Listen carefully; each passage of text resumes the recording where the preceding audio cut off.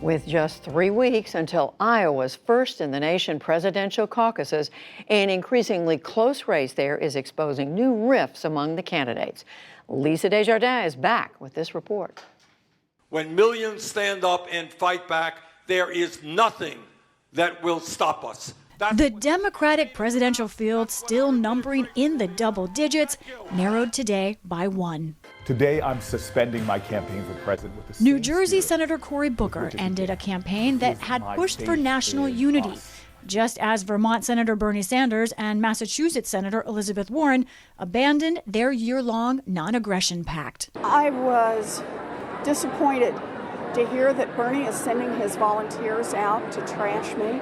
I hope Bernie reconsiders and turns his campaign in a different direction. That was Warren responding to a leaked Sanders campaign script distributed to volunteers and published by Politico.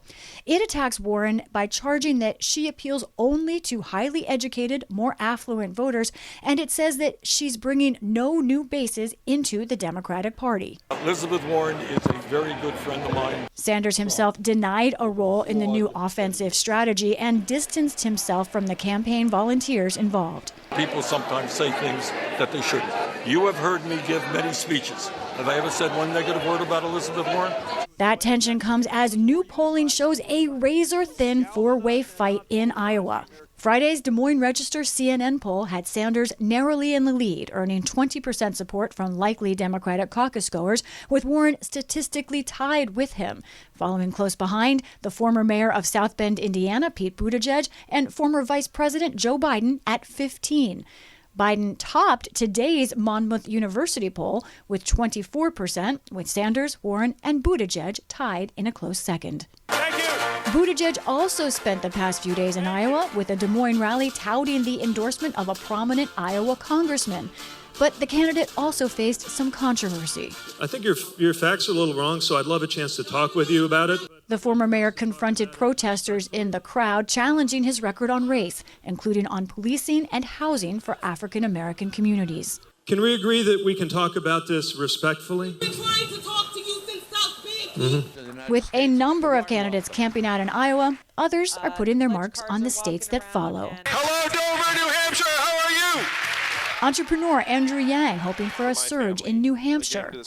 Screw Iowa, no kidding. Biden looking to cement his lead in Nevada and court Hispanic voters there. And I can assure you one thing. My cabinet, if I'm elected, and my administration will look like America. It will look like America. And former New York City Mayor Michael Bloomberg campaigning with television personality Judge Judy in Texas. Bloomberg has staked his nomination chances on the Lone Star State and others which vote in March. Judge, I am so honored to have you here. I'd love to tell you that I watch you all day, every day, but I have a few other things to do. A dozen candidates still crisscrossing the country, but just 6 of them will face off tomorrow night in Des Moines in the 7th Democratic presidential debate. For the PBS NewsHour, I'm Lisa Desjardins.